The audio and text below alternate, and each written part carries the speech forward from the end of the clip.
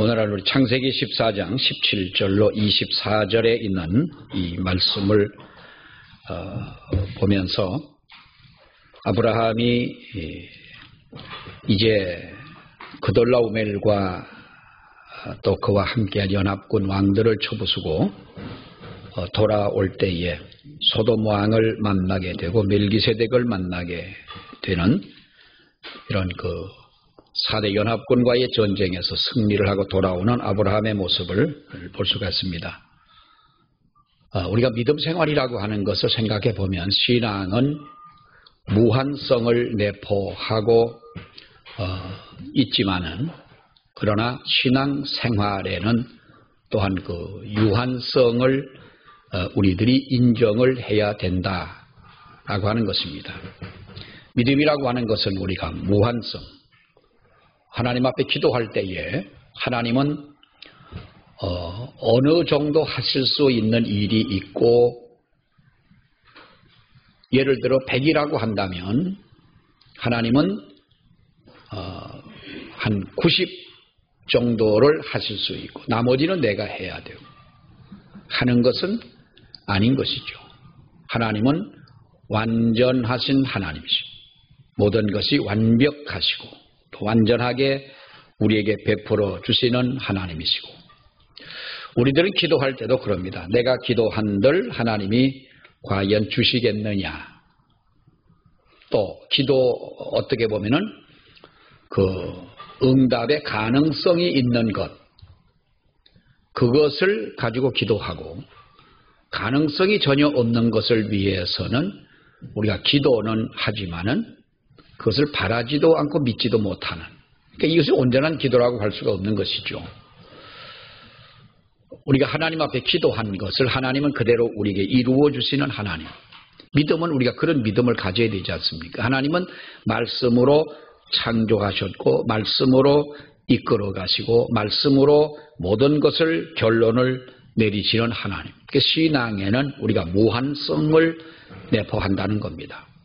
그런데 우리 신앙 생활은 어떠하냐는 것이죠. 우리 인간은 유한성을 또한 인정을 해야 된다는 거죠. 그렇다면 신앙과 생활, 신앙과 삶은 분리가 될 수밖에 없다는 거예요. 신앙이라고 하는 것, 믿음이라고 하는 것은 우리가 우리의 생활, 우리 믿음 생활도 신앙과 생활을 분리해서는 안 된다고 우리는 그렇게 믿지요. 그렇게 말하고 그렇게 우리는 알고 있습니다. 그렇다면 신앙과 삶, 우리의 일반적인 생활과 신앙생활, 믿음, 이것이 과연 분리되지 않은 하나로 우리는 살아가느냐는 거예요. 믿는 사람들과 이야기를 하다 보면 불신적인 이야기들을 참 많이 듣습니다. 난 그럴 때가 가장 어떻게 보면 안타까워요. 수십 년 신앙생활하고 지도자의 자리에 있는 사람들이 이야기할 때 보면은 믿음이 없는 거예요.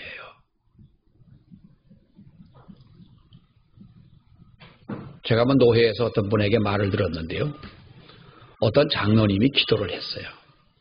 어떤데 그것도 뭐 갑자기 시킨 것도 아니고 기도 순서에 넣어가지고 이따가 기도를 했는데, 기도를 헌금 기도를 하는데 너무 못하는 거예요. 이 양반이. 말은 되게 잘해요. 이 양반이. 공공기관에서 아주 옛날에 근무를 하셨고 말도 잘하고 설득력이, 근데 기도를 너무 못하는 거예요. 그래서 제가 그 교회 마치 목사님이 옆에 앉았길래 내가 옆구리를 찔러가면서 저 장로님 기도를 왜 저렇게 하시냐 했더니, 목사님 교회에서 대표 기도할 때도 저래요 그러는 거예요. 그런데 그 장로님이 못 듣게 해서 모르는데 장로님이 기도를 저렇게 못해가지고 어떡하냐 그랬지. 그 양반이 언제 한번 나를 만나더니 악수 저렇게 하더니 성질을 확 내는 거야. 악수는 왜 해 그럼? 그러면서 목사님이요, 저 목사님 그렇게 안 봤는데 그거 너무하신 거 아닙니까? 장로님 대단히 죄송한데요. 그럴 땐 사과를 해도요, 사과는 사과대로 하고 내가 한 말에 대해서는 끝까지 밀고 나가야 돼요. 그런 사람들한테는. 장로님 죄송하긴 죄송한데요.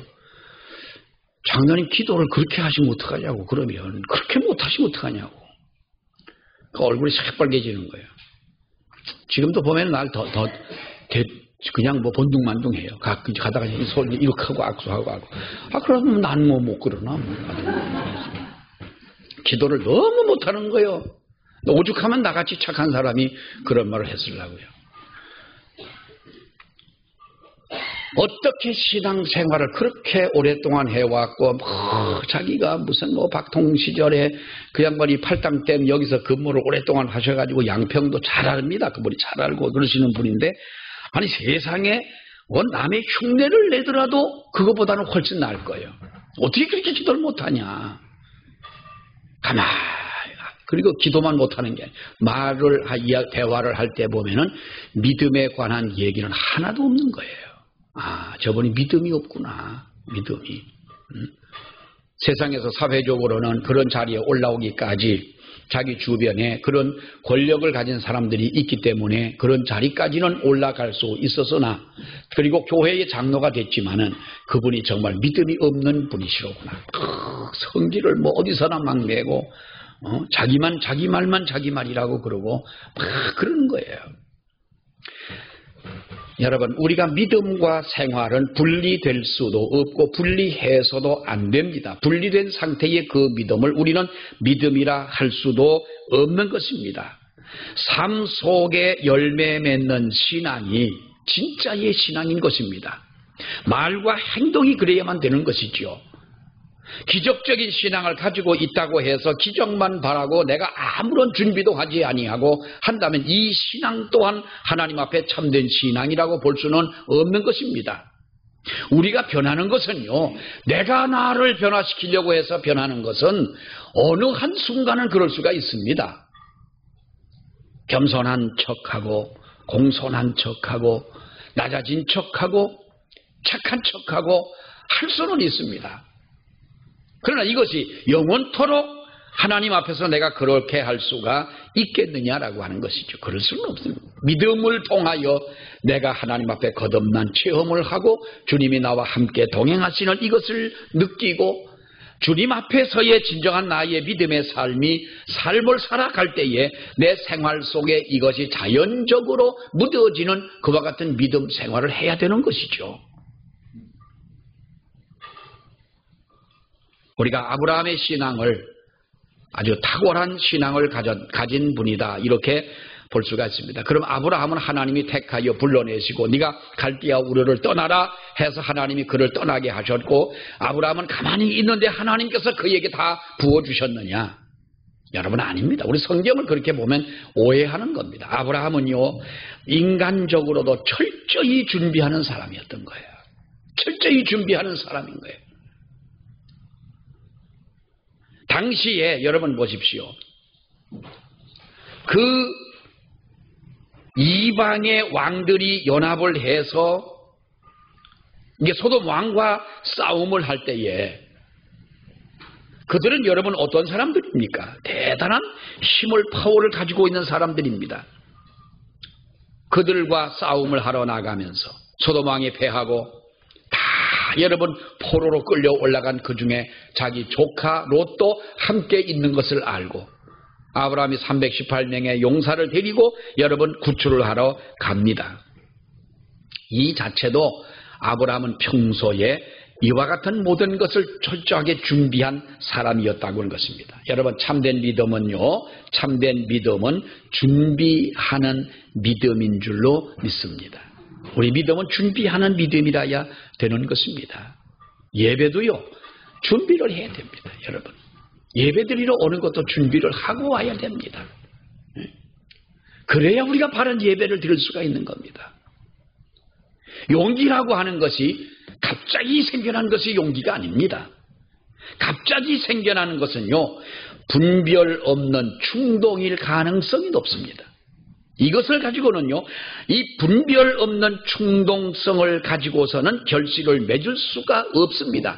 어쩌면 이것은 만용일 수가 있습니다. 용기는 두 가지가 있습니다. 하나는 바른 용기고 하나는 잘못된 용기인데요. 바른 용기가 뭐냐? 바른 용기라고 하는 것은 삶에서 나오는 용기요, 준비되어 있는 용기요. 언제나 여러분 우리가 충만하다는 것이 무엇입니까?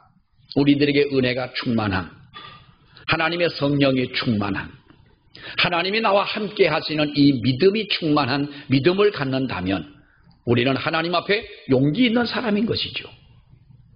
사람이 여러분 목숨 때문에 얼마나 치사하게 행동을 합니까? 목숨만 살려주신다면 다 드리겠습니다. 내 목숨 하나만 살려주신다면 내가 뭐 다 해준다. 아브라함도 그랬잖아요. 내 목숨만 살려준다. 우리가 살기만 한다면 마누라 보고 마누라 아니라고 그러고 누이라고 그러고 아브라함이 그랬잖아요. 얼마나 여러분 그 모습이 치사해요. 그런데 하나님의 말씀과 성령과 은혜로 충만하게 될 때에 우리가 그런 행동을 보일 수가 있게 된다는 거예요. 이것이 용기라는 거예요. 용기는요, 누가 갈래? 망설이고 있을 때 갑자기 충동적인 마음을 가지고 내가 가겠다 나섭니다. 아무런 준비가 되어 있지 않는 이것은 잘못된 용기라는 거예요. 진정한 용기라고 하는 것은 평소에 갈고 닦은 준비된 삶과 계획된 행동력, 이것이 여러분 용기라는 것이고요. 신중한 전략도 일종의 용기인 것입니다. 아브라함이 오늘 이 성경을 보게 되면 그돌라오멜 왕이 이끄는 연합군과 정면으로 맞부딪혔다면 아마도 아브라함이 그들과의 전쟁에서 과연 이길 수가 있었겠냐. 그러나 전략을 짜지요. 아브라함은 318명의 용사를 가지고 그들을 전략을 짭니다. 가나안 중남부, 그러니까 중남부 쪽을 단숨에 초토화시킨 이 연합군인데 과연 그들에게 318명의 용사가 전쟁을 하러 나가서 과연 승리할 수가 있었겠느냐. 성경을 보게 되면 야음을 틈타서 그들을 공격을 했다. 뭐 이런 말도 나오고 우회적으로 이렇게 철저히 준비를 해서 싸움을 하러 갈 때 이것이 진정한 용기였다는 거예요. 그때 아브라함은 이렇게 전쟁에서 승리하고 자기 조카 롯을 데리고 돌아오는 길에 한 신비한 인물을 만나게 됩니다. 오늘 이 성경에 보면은 신비한 인물이 등장을 하게 되는데요. 18절 말씀에 나오는 바로 그 멜기세덱이라고 하는 사람이지요. 이 멜기세덱이라고 하는 사람은 우리가 한번 18절 말씀을 봅니다. 시작. 살렘 왕 멜기세덱이 떡과 포도주를 가지고 나왔으니 그는 지극히 높으신 하나님의 제사장이었더라. 자, 이 멜기세덱을 우리가 보면은 성경 전체를 통틀어 볼 때 가장 신비한 인물이다라고 하는 거예요. 가장 신비한 인물이다. 이 멜기세덱의 정체가 뭐냐? 라는 것이죠. 이 멜기세덱의 정체가 뭐냐? 멜기세덱이 뭐라고 그랬습니까? 살렘 왕 멜기세덱이라. 떡과 포도주를 가지고 나왔는데 지극히 높으신 하나님의 제사장이라 라는 거예요. 이 멜기세덱을 뭐라고 그래요? 살렘 왕이라고 그래요. 이 살렘이라고 하는 것은 살롬이라는 히브리 말과 동의어예요. 그러니까 살렘, 살롬 동의어인데 여러분 우리가 예루살렘이라고 하는 말이 여기서 나오지요. 예루살렘이라고 하는 이 말은 예루살렘이다라는 말이 원래 준비한다라고 하는 준비한다는 말이 뭐예요? 여호와 이레라는 말과 평화라는 뜻을 가진 살롬이라는 바로 이 그 말의 합성어가 예루살렘인 것입니다. 그러니까 예루살렘이라는 뜻이 뭐예요? 평화의 도성이다. 평화가 준비되어 있는 도성이다. 그 말이죠. 이 예루살렘은 평화의 성이라는 거예요. 그런데 여기서 성경을 보게 되면 멜기세덱이 살렘 왕이었다고 하는 이 말을 우리가 그러면 해석을 해본다면 이 왕은 그냥 왕이 아니고 평화의 왕이다 라는 말이에요. 평화의 왕이다. 히브리 7장의 말씀에 보면 이렇게 말하죠. 의의 왕, 평강의 왕, 왕이라고 하면서 아비도 없고 어미도 없고 족보도 없고 시작한 날도 없고 생명의 끝도 없어 하나님의 아들과 방불한 사람, 이렇게 묘사한 인물이 있어요. 누굽니까? 예수님이죠. 예수님을 이렇게 묘사합니다. 예수님을 평화의 왕이다 그랬습니다. 그럼 이 멜기세덱은 어떤 왕이에요? 평화의 왕이요. 아브라함이 만난 이 멜기세덱이라고 하는 것은 일반 세상의 왕을 말하는 것이 아니죠. 그러니까 전쟁을 하러 갔을 때 공포심도 있고 전쟁을 하기 위해 머리를 짜내고 자기의 지혜를 총동원하고 물론 하나님 앞에 믿는 믿음은 있지만은 이것을 그러나 준비를 해서 나가서 전쟁을 하고 돌아왔을 때 하나님은 아브라함과 함께 있었더라는 것이죠. 이것을 믿는 믿음, 이것을 알고 있는 마음, 이것이 여러분 하나님 앞에 용기 있는 믿음인 줄로 믿습니다. 아멘. 멜기세덱은 아브라함을 축복합니다. 그리고 성경에 보면 아브라함은 하나님을 찬양하지요. 이 장면에서 축복의 진정한 정의가 뭐냐는 거예요. 진정한 정의가 뭐냐? 하나님을 찬양한다는 거예요. 멜기세덱이 지극히 높으신 하나님이여 아브라함에게 복을 주소서라고 했습니다. 그리고 하나님을 찬송하라 한 것을 볼 때 진정한 축복은 하나님을 찬양하는 것이다. 우리가 가끔 이 올림픽이나 이런 것을 볼 때 그 우승한 선수에게 소감을 묻습니다. 인터뷰를 하죠. 소감을 물을 때 어떤 선수는 자기를 가르쳐준 선생님한테 영광을 돌리고 부모님에게 영광 돌리고 한다고 그러는데 어떤 선수는 그러면서 나를 지금까지 인도해 주신 하나님께 먼저 이 영광을 돌려드립니다. 참 그 나이 어린 선수들이 그 세계의 모든 사람이 주목하는 가운데 그렇게 말할 수 있다고 하는 것은 정말 용기. 저 어린 나이에 어떻게 신앙생활을 하고 어떻게 배웠길래 저런 자리에서 저런 말을 할 수가 있을까? 정말 보면은 여러분 그 대단하지 않습니까? 우리가 하나님 앞에 신앙의 무한성과 생활의 유한성을 인정을 하지만 우리는 생활의 유한성, 우리의 연약한 우리 인간적인 것, 이것을 하나님의 무한하신 그 능력 앞에 우리가 그 능력을 힘입고 살아갈 때에 하나님이 주시는 그 은혜 가운데 살아가게 된다는 것이죠. 우리는 이 아브라함을 오늘 이 성경에서 보면서 아브라함의 복된 존재가 될 수 있었던 원리가 뭐냐 하는 거예요. 우리 그 하나를 보게 되면 아브라함이 멜기세덱으로부터 축복을 받습니다. 그러면서 자신의 그 전쟁을 하고 가지고 온 전리품, 그 4대 연합군들이 가지고 쌓아놓았던 그 전리품들이 여러분 얼마나 많았겠어요. 그것을 가지고 오다가 멜기세덱에게 11조를 드렸다 그랬어요. 여러분 성경에 보면 11조라는 말이 제일 처음 나올 때가 언제게요? 오늘 아브라함이 멜기세덱에게 11조를 드렸다 그랬어요.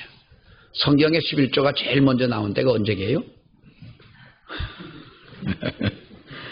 우리 머리 되게 나쁜가 봐요. 자, 오늘 본문에 보면 본문에 나오는 아브라함이 멜기세덱에게 11조를 드렸다 하는 이 말이요, 성경에서 최초로 11조라는 말이 나옵니다. 하나님께로부터 받은 것을 하나님께로 되돌려드린다고 하는 아브라함의 신앙 고백인 것이죠. 여러분, 우리가 11조라고 하는 것에 대해서 많은 이야기들을 합니다. 사람들이 많은 이야기들을 하고, 지금 어떤 그 목사님 한 분은 지금 11조를 하느냐 묻습니다. 지금도 11조를 하느냐, 11조를 왜 하냐 하면서 율법적인 그런 것이 아니냐 합니다만은, 여러분, 우리는 하나님 앞에 11조에 대한 이 문제를 여러분 보십시오. 은혜 시대에 살고 있는 것은 사실입니다. 그렇다고 우리가 율법을 지키지 않아도 되느냐? 이것은 여러분 아니죠. 성경이 신약뿐입니까? 성경은 신약과 구약으로 되어져 있는 것이고 율법과 은혜라고 하는 것은 시대마다 하나님이 우리에게 은혜를 끼치시고 우리에게 축복하신 하나님의 그 방법이었습니다. 그리고 여러분 보세요. 이것이 과연 우리가 율법 시대의 낡은 유물을 지금까지도 가지고 있느냐라고 하지만 여러분 11조라는 이 말은 율법은 그러면 언제부터 시작이 됩니까? 언제부터 율법이 시작이 된 거예요? 율법이 누구로부터? 모세 때부터 율법은 기록이 되어져요. 토라는 모세 때부터 기록이 되어집니다. 그러나 이 11조는 그렇다면 하나님의 율법이 모세를 통하여 내리셨던 그 이전에 11조라고 하는 이 단어가 나오지 않습니까? 그러면서 율법에 물론 포함된 것은 사실이지만은 율법이 생기기 훨씬 이전부터 이 11조는 있었다는 것이고 거룩 안식일을 지키는 문제도 물론 여러분 그런 것이고요.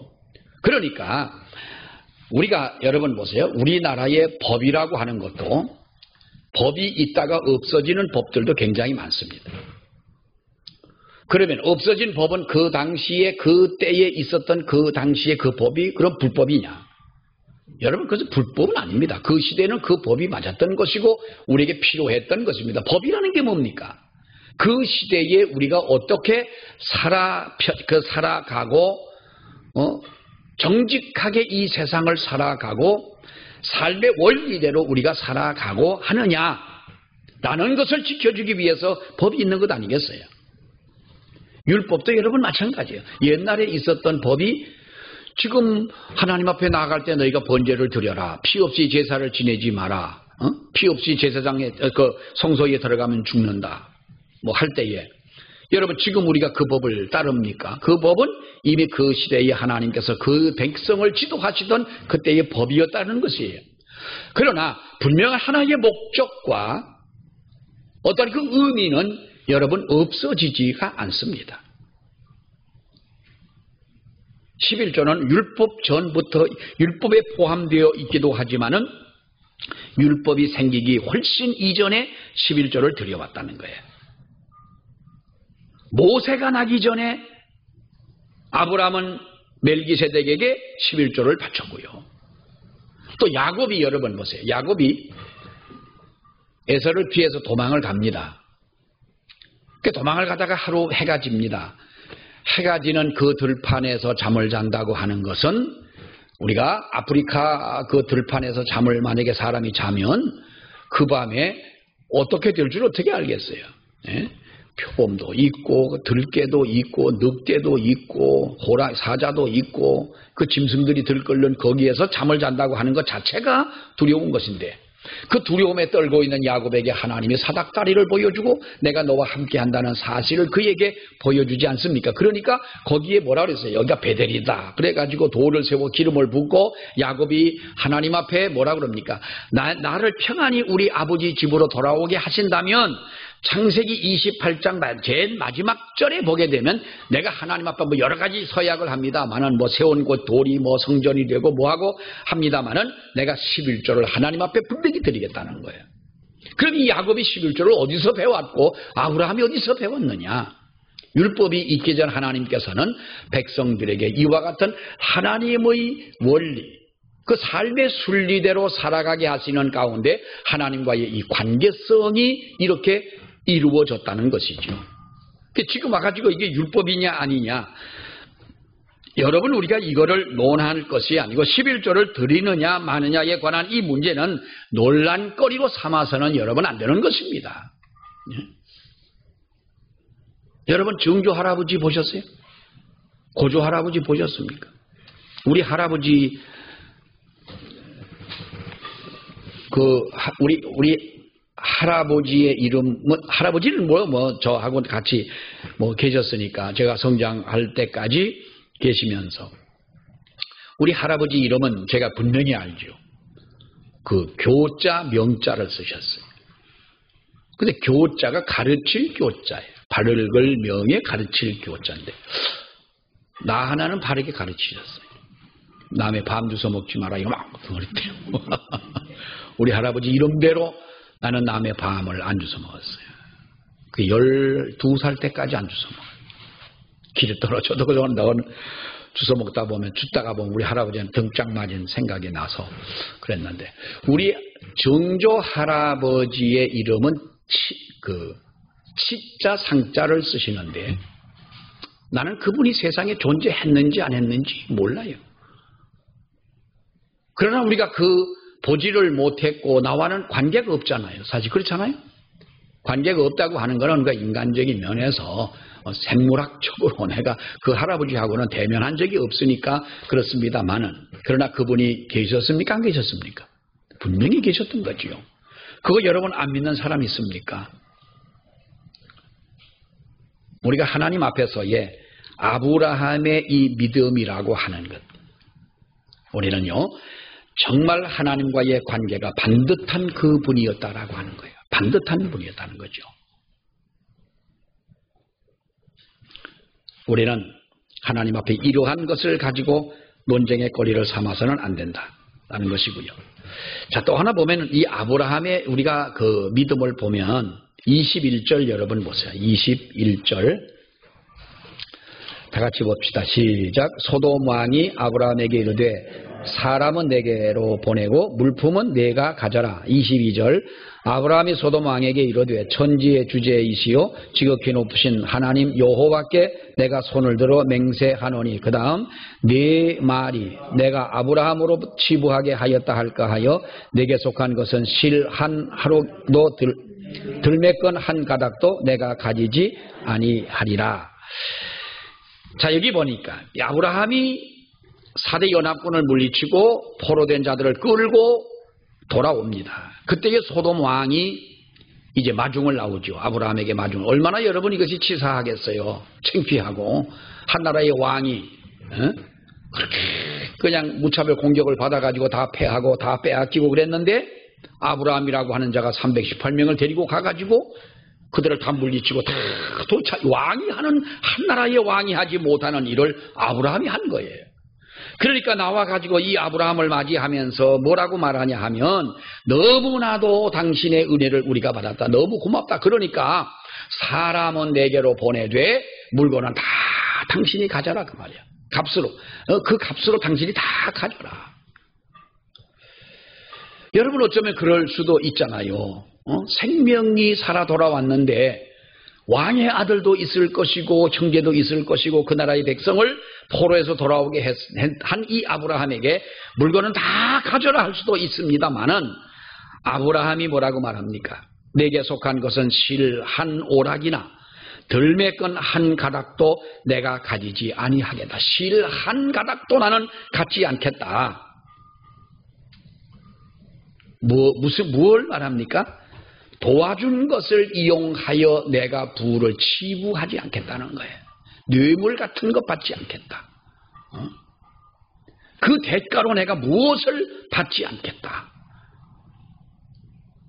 여러분 요즘은요 냉장고 살 때 새거보다 중고가 더 훨씬 낫겠더라고요. 중고 냉장고를 여러분 사시거든 꼭 잡아들여 놓고 밑바닥을 확인하시길 바랍니다. 어떤 냉장고에는요 1억 3천만 원이 붙어 있어요. 그래가지고 그게 떨어지지도 않고 제주도까지 갔잖아요. 냉장고. 그래서 얘기인데 그 얘기를 하다가 모르시는 분 없지요? 어떤 중국 그거 모르면 우리 대한민국 사람도 아니죠. 그런데 있어. 당신 같으면 어떡하겠냐? 그러니까 난 가만히 있었어요. 나는 말 잘못하다가 또 목사가 그랬다 그럴까봐 가만히 있었는데 옆에 있는 어떤 분이 말하기를 나는 그 돈 안 줘요. 그 돈을 거기다가 그 자식도 모르는 돈이요. 그거는 우리 어머니가 그렇게 돈을 어디서 갖다가 냉장고다 밑에다 붙여서 보관을 했다가 우리 어머니는 돌아가시고 없고 우리는 그 사건을 전혀 알지 못하기 때문에 1억 3천인지 얼마인지 우리는 모르는 거예요. 그러니까 그 돈이 그분이 돌아가셨어. 근데 그 돈을 찾은 사람이 발견한 사람이 뭐라 했어요?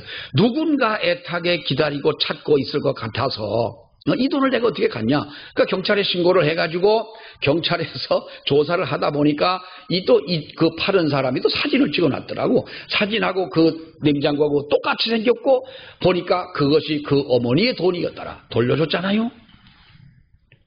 아이고 세상에, 우리 어머니도 좀 냉장고 밑에 좀 그렇게, 나도 냉장고 망밀이 올라가면 냉장고를 뒤집어보고 싶은데요. 뭐 우리 어머니는 그렇게까지 붙여놓을 돈이 없으실 것 같아요. 어쨌든 간에 있으면 좋지요. 근데 사람이 그런 거예요. 나 같으면 목사님, 나는 그 냉장고요 그 자리 가만히 세워놔요. 1년 동안 가만히 세워놓는다는. 그러다가 주인이 찾으러 오면은 난 모르겠다고. 뒤집어 보면 돈이 있으면 돈이 있네 하고 그럼 당신 거 가져가라 그렇게 줄 것이고, 1년 동안 가만히 있다가 안 오면 내가 쓰지요. 뭐 도둑질한 것도 아닌데. 이 세상이 보면 참 재미나요. 그죠? 근데 돈을 그 냉장고에다 붙여놓고 돌아가시고, 만약에 요즘 세상이니까 그 양심적인 사람이니까 그 자식들한테 돌아왔지, 그렇지 않으면 그 돈은 다 그 엉뚱한 사람한테 가는 것 아니겠어요? 그런 분이 우리 주변에도 있었으면 참 좋겠죠. 자, 어쨌든 간에 이 아브라함을 여러분 보게 되면은요, 내가 그러한 것에 대해서 물질적으로 보상을 받지는 않겠다. 보상이라기보다는 나는 그것을 치부하지 않겠다는 거예요. 자기가 도와주었다고 물질을 요구하지 않습니다. 넉넉한 마음을 가지고 베푸는 사람이고요. 이것이 용기 있는 사람인 줄 믿습니다. 여러분 1억 3천만 원을 냉장고 밑에서 발견했을 때 그 용기가 없으면 거기서 두 종류입니다. 용기 있는 사람은 그 사람입니다. 누군가가 잃어버리고 얼마나 1억 원이 넘는 돈에 얼마나 가슴을 줘야겠느냐.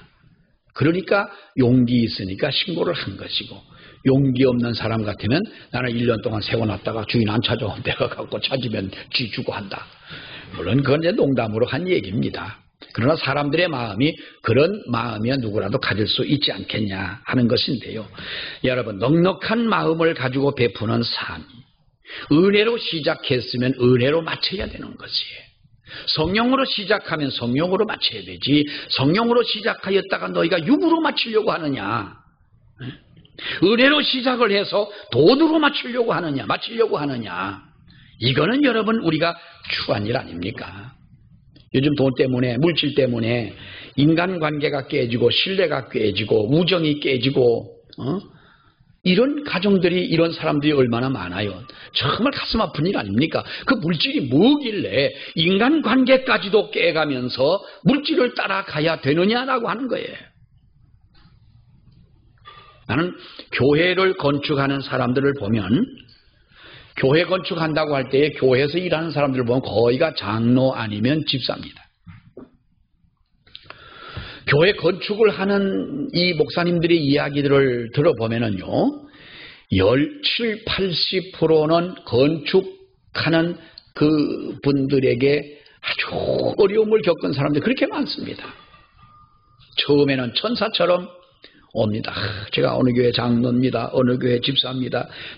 정말 내 교회처럼 짓겠습니다. 그런데 말은 그렇게 하는데 끝은 그렇지 않은 거예요. 양평 감리교회를 새로 지을 때 그 감리교회 목사님하고 뭐 잘 알아서 저도 자주 가보기도 했고 건축하는 과정도 보고 했습니다만은 1년이면 지려고 했던 약속을 5년을 끌었어요. 안수집사라는 사람인데 자기가 뭐 어느 교회 짓고 어느 교회를 짓고 뭐 이렇게 해가지고 아주 목사님의 신뢰를 받는 것처럼 하다가 딱 계약을 하고 일을 시작하니까 완전히 업자고 목사인 거예요. 그렇게 얼굴 표정이 달라지더라는 거예요.